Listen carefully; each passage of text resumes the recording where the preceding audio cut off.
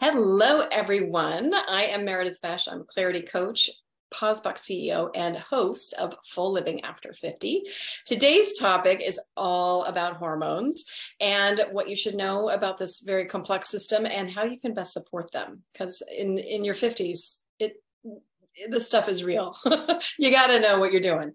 So my intention in today's conversation really is to help you make sense and make peace with your 50-ish body, because you want to be able to go out in the world and create the life you love and not be sidelined with a full-time job of figuring out what's going wrong. So today's conversation is in service to that. So I have a wonderful guest. Her name is Kayla Osterhoff, and she is here to illuminate hormones for us. She's been doing some incredible work in the world, and that's why she's here today. So she is a neuroscientist and a women's health science expert. She's formally trained across the health sciences with degrees in health ecology, public health, epidemiology, and neuropsychophysiology. Wow. Kayla has developed a truly holistic understanding of health and how to achieve resilience of the mind and body. Plus, she is founder and CEO of Her Biorhythm. So we're going to learn all about that. So welcome, Kayla. Thank you. Thank you so much for having me. Absolutely.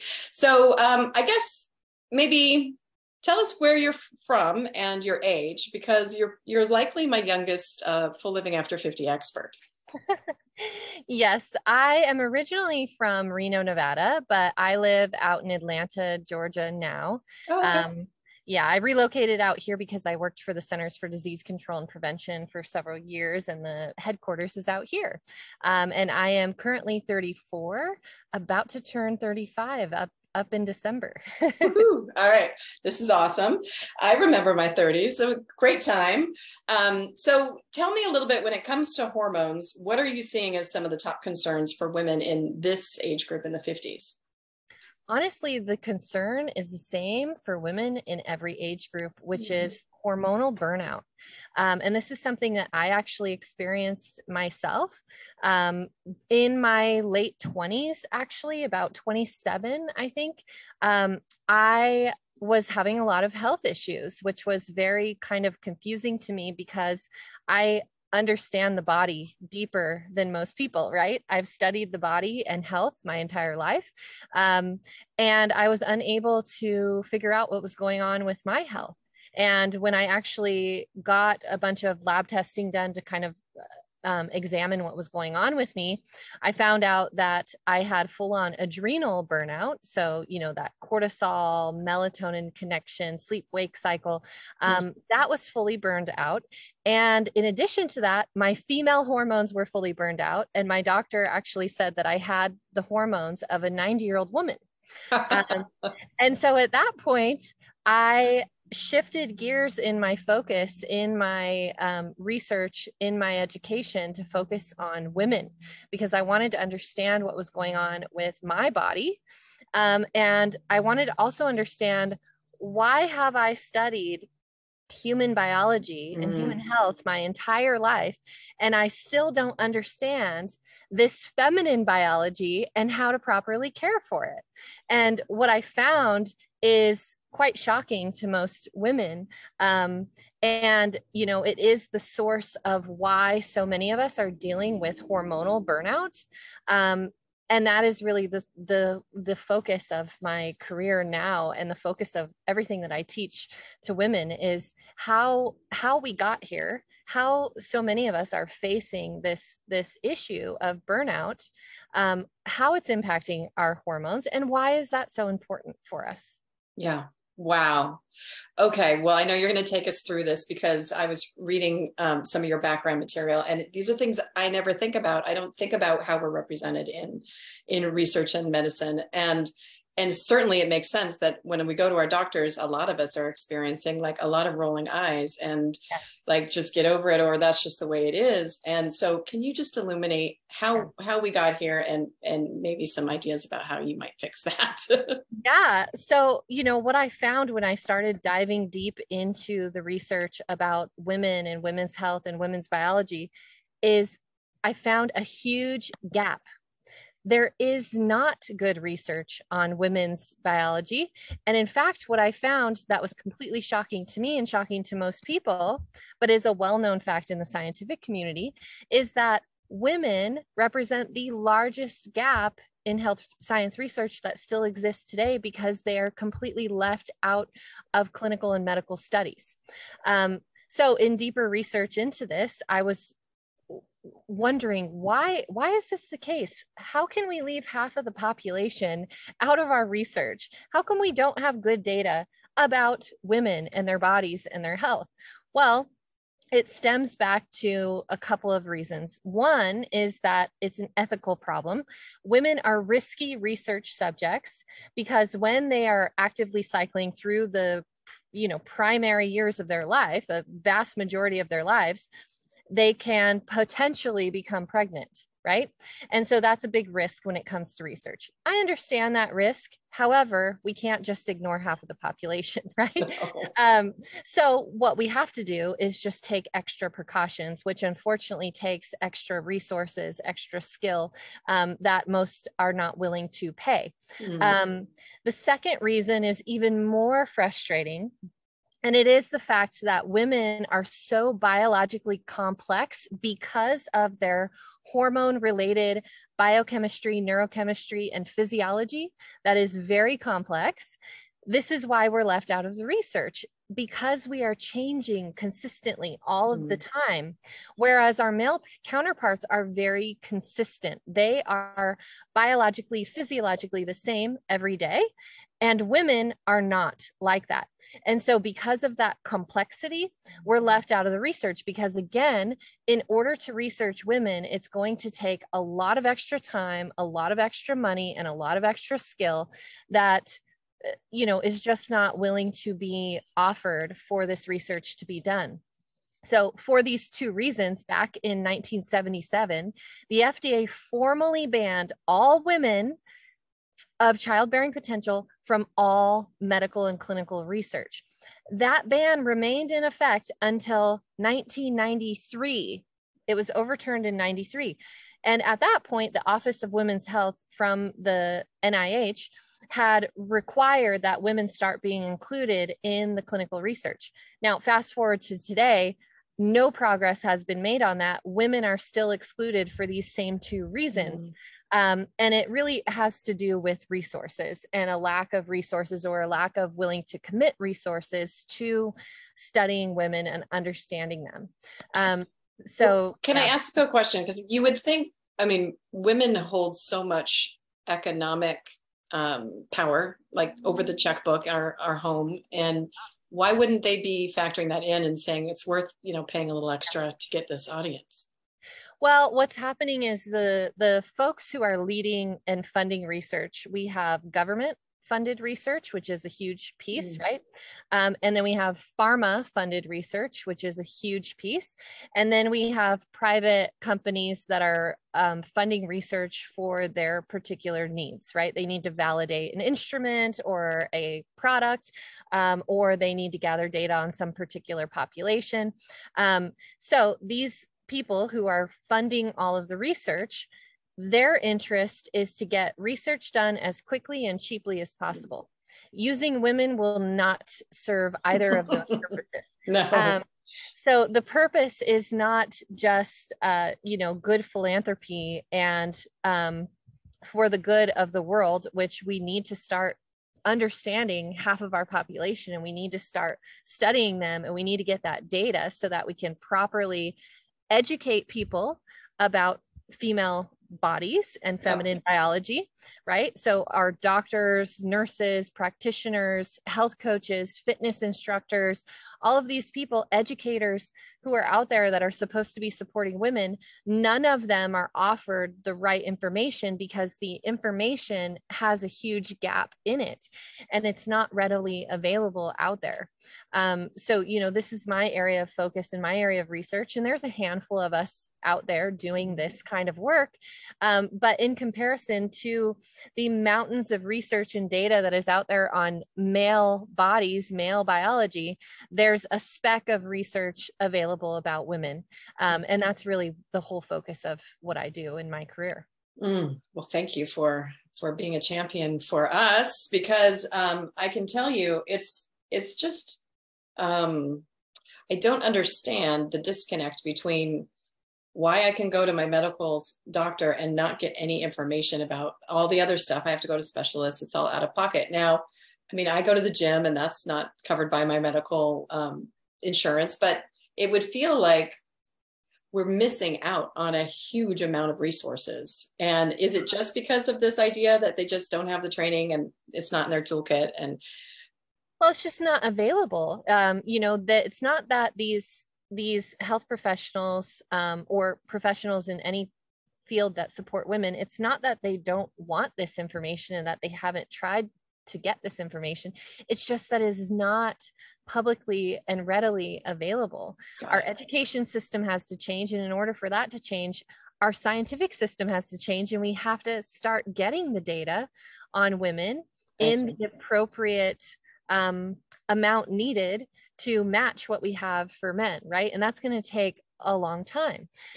So for now, what we have is this little speck of data, about 200 papers that appropriately include women across the lifespan, and also delineate the results based on hormonal phase and based on life phase, what's going on in their lives. So, in comparison to thousands and hundreds of thousands of research studies that are done that include men in this capacity. Got it. So that's where it's going to be a wait. In the meantime, we're just going to have to advocate for ourselves and hunt out people, an expert like you, who are looking at this in a holistic way for us, right? I mean, absolutely. Yeah. So that's why, have you heard of the term of biohacking? Yes. Yeah. So biohacking is all about, an N=1 approach to your health, meaning self-experimentation. So what I always say is biohacking is actually more important for women than it is for men, because we have to take an bio-individual approach to our health. And we have to look at those recommendations and the treatments and the prescriptions and the things that we get from the health professionals who support us. We have to look at it with a grain of salt and say, okay, I understand that this is coming from research that is done primarily or exclusively on male bodies and may not appropriately apply to me in my life all of the time, right? Yeah. So with that, we have to use discernment. Yes. And the good news about this is that women do have this higher ability for discernment. It's this, women's intuition that everybody knows about. Well, it's not only a real thing, but the scientific community is now starting to be able to measure intuition with brain imaging studies to start understanding the mechanisms of discernment of intuition, and seeing that women actually do have higher levels of intuition. And even more cool than that, we have a lot higher levels of this intuitive insight, or what the scientific community calls cognitive empathy, during particular times over the course of a month as our body kind of changes. Oh, wow. Okay. Well, now you're speaking my language, because this whole series is really about giving people information, anecdotes, stories, experiences, and also that we can put it through our own filter, right? And including medical advice. It should all go through your own filter and discernment, just as you said. And my background is in intuitive guidance. So I love that. And I want to research this idea of the phases and how it might amplify or ebb and flow. So, but before I go down that journey, I really would love it if you told us about this 3 pillars of feminine health. Yes. Yeah. Yes. So I always talk about the 3 pillars of feminine health, which are hormonal pillars. Okay. And this applies to women anywhere in their life cycle past puberty, right? When we go through puberty, we make that change into womanhood. And then for the rest of our lives, our biology operates in a cyclic fashion that during the actively cycling years is driven by our female hormones. But post our cycling years, right? Post that ebb and flow of estrogen and progesterone, post-menopause, our physiology still operates in this month-long cycle because it's groomed to operate that way for the vast majority of our lives, driven by the hormones in those years, and just acting on its own after that, once the hormones kind of take a back seat. But the physiology already knows how to operate that way. So because of that, the female hormones, these sex hormones, estrogen and progesterone, are a huge pillar of our health. Not only are these important for reproductive mechanisms, these two key hormones or biochemicals, they're actually neurotransmitters as well, are extremely important in every aspect of our health because these two hormones determine the function and the health of every physiological system and modulates every physiological system in our bodies, including our cognitive health, our mental health, our neuroelectrical, neurochemical activity, our neuroendocrine system, our respiratory system, our nervous system, our cardiovascular system, our metabolism, our immune system. Literally every part of our physiology is set to the pace and driven by these female sex hormones. That's how important they are. They are vital and crucial and central to our health and function as women. Now, but before you go on, so are you saying, because I'm thinking post-menopause, these things wane. So is supplementation something that you practice? So of like hormone replacement therapy. So let's talk about that in a bit. Okay, we're going to park that. You're going to give us the bigger story. Okay. We're going to park it and come back to it. Okay. What I'm talking about is if we look at our lives over the lifespan, these two key hormones are critical across the lifespan. And during the actively cycling years, they are basically setting the stage for the rest of our life for our health. So if we have a lot of hormonal dysfunction, maybe caused by burnout, adrenal burnout, or maybe caused by other lifestyle components, most likely caused by adrenal burnout, then this will set us up for a much harder journey through perimenopause, through menopause, and postmenopausally, because this is setting the foundation of our biology, of our function, and of our health for the rest of our lives. And so that's what I mean by this being this key pillar. So yes, even after those hormones wane postmenopausally, they have still set up the foundation for our health for the rest of our lives. So estrogen and progesterone, these ovarian sex hormones, they are pillar one, or one leg of a three-legged stool, we'll say. Okay. If you knock out any one of the legs that I'm going to talk about, all three of them get knocked out. The whole stool falls down. So you really have to have all three pillars in order to maintain good health as a woman. So that's why I say these are the three pillars of feminine health. So the three pillars are sugar, stress, and sex. We already talked about sex. These are our sex hormones, right? The ovarian hormones. And we talked kind of about why this is so important and how this sets the pace for our, global physiology and our lives. Now, the other two pillars are sugar and sex. What I mean by sugar is our blood sugar. And what I mean by that is insulin. This is another hormone that is vital and crucial to our health, but particularly our metabolic health. So this is the way our body fuels itself. This is the conversion of macros, fats, carbs, and proteins into acetyl-CoA and through the citric acid cycle to produce ATP, which is the fuel for our cells. Without this whole conversion and process, we would be dead. This is how our body fuels itself. And this is how it creates the energy that we need in order to for our organs to function and for our brain to work and for us to do what we do in our lives, right? So this whole process is influenced by this sugar, or by this insulin pillar of our health. This determines how our metabolism functions and how metabolically flexible we are. And the more metabolically flexible we are, the healthier we are, the better metabolic function we have, the more able our body is to convert the food into fuel that is needed in order to live and function, right? So when I'm talking about metabolic flexibility, I'm talking about insulin sensitivity. Mm-hmm.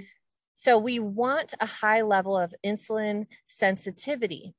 And over time, some of us through our lifestyle start to gain insulin resistance, which is, the first step in diabetes, right? And diabetes is a metabolic disease. It's a dysfunction of the metabolism and eventually a complete breaking down of the metabolism. So with insulin, what we want to make sure that we do is we want to make sure that we retain insulin sensitivity, meaning that insulin levels will increase or decrease, increasing or decreasing our blood sugar serum levels so that our body can get the fuel that it needs at the time that it needs. What often happens is that we have too high of blood sugar consistently because our body is kind of revved up and it is convinced that we need this constant surge of sugar in order to function.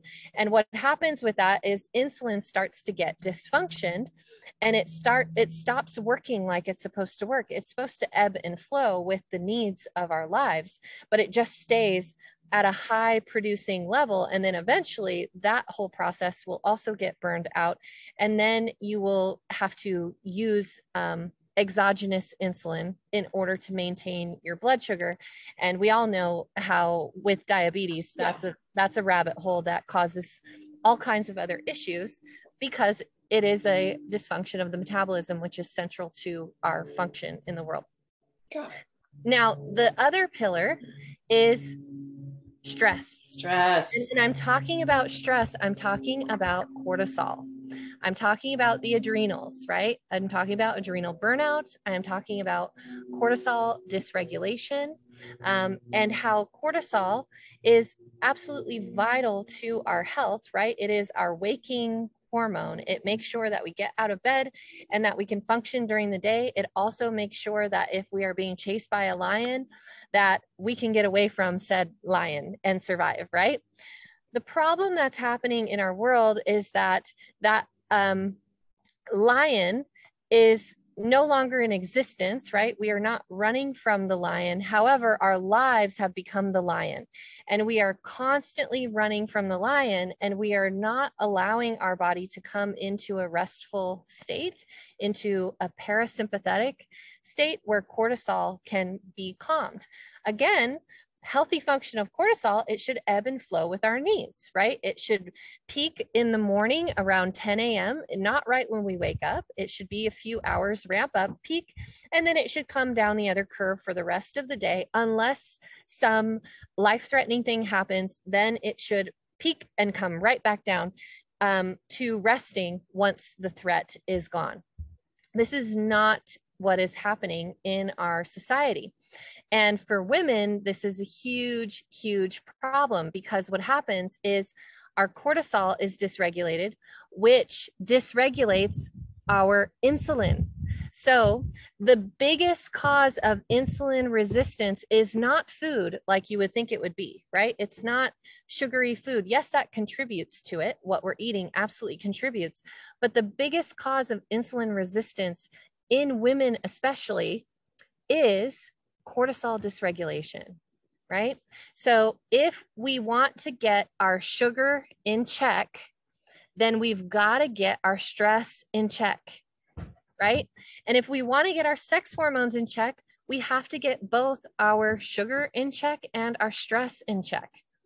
So these are why these are the three pillars. All three of them rely on the other in order to function properly. When you knock one leg out, for instance, when you are experiencing adrenal burnout, you knock out the other two legs as well, and you end up with hormonal burnout. And that is what so many women of every age, especially in the United States, are experiencing. Women in the United States are experiencing burnout 200% more often than their male counterparts. And that's only in the reported statistics. This is likely much higher than that. And right now, this is turning into a pandemic of its own because women are leaving the workforce in droves. We are experiencing the largest mass exodus of women from the workforce that we have ever experienced, and they are not coming back in. You know, this great resignation that was sparked by COVID, it was led by women. And now that the world has opened back up, men are rejoining the workforce. Women are not. The reason? Because the way that our work is set up is knocking out the pillars, the legs of our stool that is needed in order for us to function properly in the world. I'm validated by what you're saying, and I'm devastated by what you're saying. My journey certainly has been one of definite cortisol before I even had the word for it, just total burnout, stress. And, there's a lot in a high achieving woman where we rely a ton on that cortisol to make shit happen and get the promotions and, get the kids going. Like we are so in demand.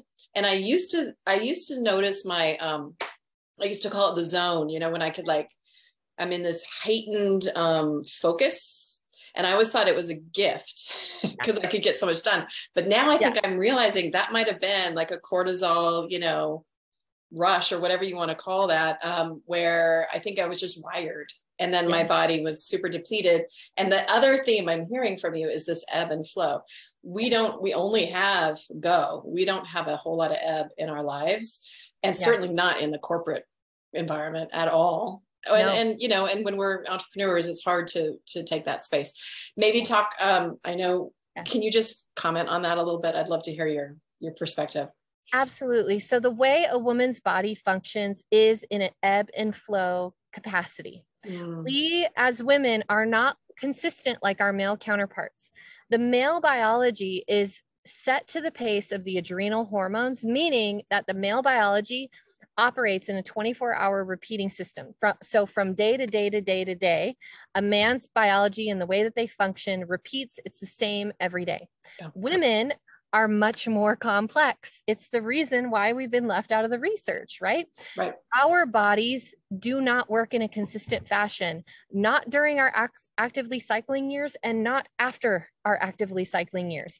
Our bodies work in a cyclic fashion that is a month-long rhythm. Again, this is a month-long rhythm that happens from puberty through the rest of our lives with the ebb and flow of energy, of mood, of focus, of different resources that happen for us physiologically. We have an ebb and flow, and our lifestyles should match this. But they don't. Our lifestyles are also set to the pace of this 24-hour repeating system. Why?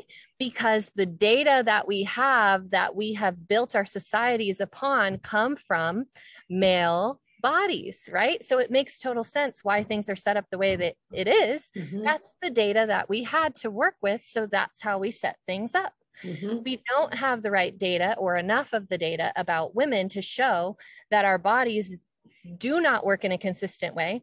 They will never work that way. And it will always lead to burnout if we are trying to work in a consistent, repeating environment, systems, infrastructures, all of that. Because that is simply not the way our bodies work. Our bodies ebb and flow. Thank you. And I'm just hearing the audience go, but how do you do that? And I know talk about a workload, you're taking on a lot. How do you honor your ebb and flow just with some practical choices? Well, like you, I've been a high achieving woman my whole life. And, the reason why I hit that full on burnout mode is because I was just going. And I never turned the off switch, and I did not ebb and flow with my biology because I didn't understand it. I was never taught, right? Just like the vast majority of women. We as women, we know this about ourselves intuitively. We know that sometimes we have higher energy, lower energy, higher mood, lower mood. We know that's natural. However, we are not allowed to admit that, and we have to just push through and shut up and ignore it. And often we're even told this by our doctors, it's in your head, right? Mm-hmm. Just take this depression medication. No, absolutely not. It's a natural ebb and flow that is supposed to happen for all of us. And we're not allowed to embrace it because that's not what society has taught us. And that is what I'm asking women to do is, first of all, give yourself permission that what you know about your body is right. There is an ebb and flow. There is a time to push and work. And there is a time when your body has a literal capacity to work really long hours and get less amount of sleep and push through. That is available to us every month at certain times. And at other certain times, we need to go inward. We need to be more introspective. We need to conserve our resources because we have a little bit less of them. We need to lean into a lower mood. We need to lean into lower energy levels because that's what's naturally happening in our body. And when we can do this, when we can go with the ebb and flow, there are actually brilliant, what I call superpowers that are available to us as women that the other half of the population doesn't have. When we can ebb and flow, there are significant cognitive abilities that we have in each phase as our bodies change and flow with different energy levels, with different neurochemicals, with different functions with our metabolism that ebbs and flows as well. And how do people get more information on these ebbs and flows? Because I know you've done a lot of work in this area. Yes. So I offer a course for women that is online that goes deeply into this ebb and flow, all of the science behind it, and how this works for us as women across the lifespan through the actively cycling years and then post-menopausally as well. And all of this is available at herbiorhythm.com. And then for those folks who want to learn deeper about the science, about the women's neuropsychophysiology, and less about, personal application, but more about understanding women so that you can support women better in general, I am offering a certification program that is basically a master's level education in feminine biology that is not yet offered anywhere else. I am in talks with a few universities who are going to adopt this curriculum for first their medical students, but then we'll expand into health sciences. But for now, I am offering it individually to any professionals who want to learn how to understand and better support the women that they work with. Wow. Yay. I'm thinking of my daughter right now who's in college training as an architect. And I'm thinking, she needs this sense of permission to be who she is. And a big teaching in my world is, I talk to women about making yourself right. Like we're constantly making ourselves wrong because, oh, well, I didn't do that, or I don't feel like that, or how come they can do that? Yeah. And I love this returning to like honoring who you are, what you need, and knowing that there's an ebb and flow and a cycle, and it's not always going to be like this. You can lean into the space and then you can lean into the work, and it's sprint recovery. It just feels so perfect. And I love that you're preaching this out in the world. Okay. So you also had some resources on our site that you offered in case women want to kind of go deeper into some study. Can you tell us a little bit about the folks that you chose to reference? Yes. The first one that I want to mention is Dr. Mindy Pelz. She released a book about women's health post-menopausally and how women can go through, perimenopause with ease, and it doesn't have to be this difficult process, and how women can thrive post-menopausally. She has a lot of resources. I think she has an online course that she offers in this space as well. I highly recommend her. She's absolutely brilliant. And I really love her work and admire what she's done. The other one that I want to mention is Dr. Nasha Winters, who is an integrative oncologist. She's basically the #1 integrative oncologist in the United States. She doesn't work anymore with patients. She works to train other oncologist in integrative therapies, and she focuses a lot on women, and especially women's cancers. So, you know, the ovarian cancers, the breast cancers, these are cancers that are caused by hormonal dysfunction, and specifically caused by toxic versions of estrogens. And this is something that all women really should be aware about, and kind of bringing this back to the conversation about hormone replacement therapy. Yeah. When women introduce exogenous hormones, meaning hormones that are not naturally produced inside the body, into their bodies, there poses a lot of risk around these estrogen type dysfunctions that can eventually lead to cancers. So Naisha offers a lot of information about this specific topic for those who are more interested to learn a little bit more about that. And she talks a lot about different kinds of hormone replacement therapies and the risks that come along with each type.